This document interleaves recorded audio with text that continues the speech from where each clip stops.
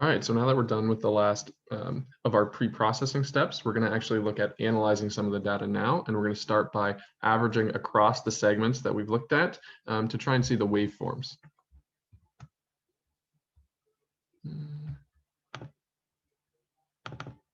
So where we left off was at artifact rejection. So the next step is going to be averaging all of these segments together. So transformations.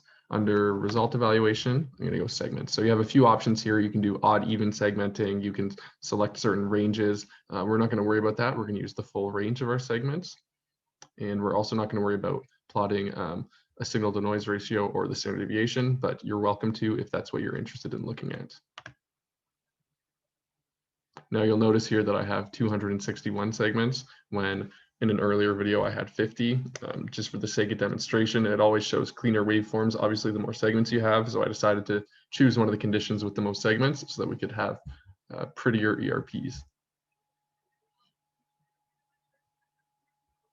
Now, also throughout this video, I'm going to be looking at kind of exporting information from BVA because that's probably going to be the next step. So I'm going to look at how we might detect peaks here and then export that peak information, how we might export area information, or how we might export the data itself so that we can further analyze it in Matlab.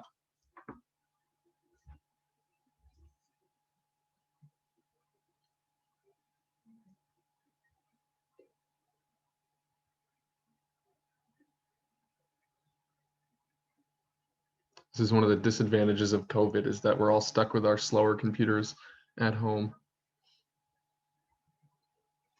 Awesome. So here we have our average. So I'm going to go ahead and zoom in again, look at certain channels. I can scale here. I can go up and down. So I'm going to zoom in a little bit. You can also adjust the scale manually if you wish. Now, one of the things I warn you is that right now we are looking at positive upwards, which is typical. But by default, when you open up BVA, when you first install it, it is going to be showing you negative plotted upwards. So to change that, you're going to want to go to File. Sorry, there's a fly. File, Preferences, scaling, and right here you're going to want to make sure that polarity is not positive down. Awesome. So once we have this, then we can kind of take a look at our ERPs, and the next thing we're going to want to do is either look at the area information, the peak information, or export all this data itself. Let me see. So first off, let's try and detect peaks. So you're going to go to result evaluation and peak detection. So there's 3 detection methods that you can do here through BVA. There's global maxima, local maxima, and weighted local maxima. So I'll explain those quickly. So global maxima, let's say we wanted to look at a peak from 100 milliseconds to right here, 225 milliseconds. Let's say we're looking for the N2. So the global maxima, if we were looking for a negative peak, would be this edge right here, right? So it's just no matter what, it's the lowest point. The local maxima would be the lowest point that is not an edge. So the local maxima would be right here. Now, if we wanted to do a weighted, we can weight our local maxima between 0 and 1. If we did 0, then it would just give us the local maxima. If we did 1, then it would try and give us a maxima closer to the center of the time window that we selected. So if we had a weighted local maxima of 1, then it might end up being right around here. Cool. But for now, we're just going to worry about local maxima, which would be this one right here. Make sure you select automatic detection. We want the computer to do this. It does allow you to look through every single channel and every single participant themselves to try and make sure that you found the right peak. But I would recommend using just the automatic detection. We want to do this for every channel. And like I said, local maxima. So I've already named it here. So let's say we want to go from 150 milliseconds to 250 milliseconds. You just fill that in and give it a name, and then make sure you choose the polarity. So here, since we're looking for a negative peak, we're going to choose negative.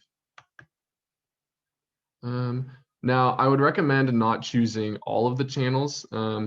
If we do go on to Matlab and look at their different like permutation tests, then they're going to give us channels that we might be able to average across. That would make sense, that we would have reason to do so because they're related to one another, and then we could look at the peak from those averaged channels. But for right now, it would be a lot of information to look at the peaks for 129 channels. So right now we're just going to select one. Let's say we had prior knowledge that channel 19, I guess here, is going to have a really strong N2 component.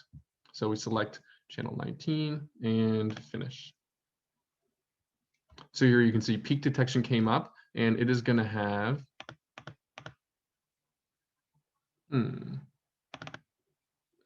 see, I expected it to have N2 marked off. Oh, that's because we only did channel 19. Okay, so let's go find channel 19.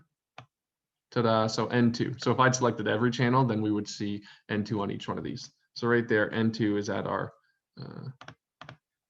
the local maxima right there. Yep, perfect. Okay, so I'm going to rename this peak detection to the peak that I'm looking for so that I can call upon it later. So ideally, I could just apply this to every subject, and now every subject for channel 19 of their ERP, I would have an N2 peak. So if I want to export this, let's say I want to correlate that peak with a different behavioral measure, then I'm going to want to export this information for each participant and put it maybe into SPSS or Excel or whatnot. So I'm going to go to export this tab here, peak information. I'm going to name the peak N2, and I'm going to tell it which history node I want it to draw from, which I already named it N2. So that is the history node, as you can see. And since I've only done subject 17 so far, I'm just going to choose them. Now export mean value around the peak. So right now I'm just choosing the one sample, that one time point. Whereas if I wanted to, I could average across the 10 time points that surround that peak, which might actually be more representative of what we're trying to measure and might be less trivial. But for now, we'll just do one. And I'm going to name it peaks, I guess. Awesome. So this says everything's good. So now if I go to my export file from earlier, I have peaks here. It's just a text document. So it tells me my peak for subject 17. Channel 19 is -2.254. Cool. So if I did that for everyone, it would pop up in one file right here, and I could just select it, copy and paste it over to Excel. Sweet. So the next thing is area. So with area, as opposed to detecting an area, we just export it by itself. We don't have to do the prior step of detecting an area. We can just go to export and area information. And obviously we're in the time domain right now. So we're going to choose the area that we want to export. So when I say area, obviously I'm referring to the area involved in the time range. And there's two ways we can measure this. We can either go mean activity, or the area. So mean activity would just be an average of all the time points within our window, whereas the area would be actually the calculation of the area underneath this wave. So then obviously the history node I'm looking for is average, because this is when we made the ERP. So I want to export from average. And again, I just want to use this participant. And for now, we'll do area. Cool. So again, I can go and check my export file. And there it is. Oh, so again, this is done for every channel. So you can see what it looks like when you do every channel. And you can actually go into Excel and import data just from the notepad, and it will put it into a much more organized way for you. So ideally, you might want to do just one channel. If you did want to do just one channel, I can show you how to do that. So let's say we go to average, because instead of being able to select when you export area information, this channel, you actually have to take kind of a different route.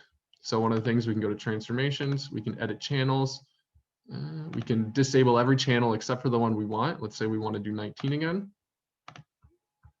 And now we have this new history node that we can name area. And now we can go to export, area information, 17, and instead of average, we can just choose area. Yeah, I'll just overwrite it, that's fine. So now when I go back to my export file, area is just one right there. So the area underneath was 46.691871. Sweet, for the time range I selected. So the next thing that we might want to do is export all of the data in and of itself.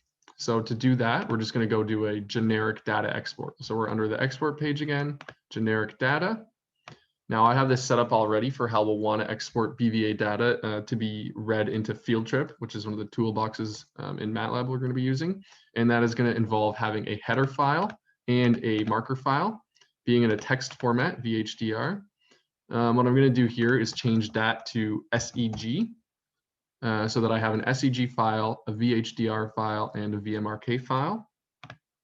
I'm going to make it binary format and multiplexed. PC format, that's fine. And IEEE 32-bit floating point is perfect. And export all the channels. So when I do this, this is these settings, which I have written in here as well, is how we'll want to export data to be read into Matlab. So finish. This might take a second. Oh, no, it didn't. So let's go check. Awesome. So I have the three files here, the header file, the marker file, and the data itself. And this is what can then be read into Matlab, which we'll focus on in a later video. All right, so now you've seen how to pre-process EEG data using Brain Vision Analyzer. I encourage you, if you have any questions, to consult the manual first. It's really helpful. You can find it on their website. Yeah, cool.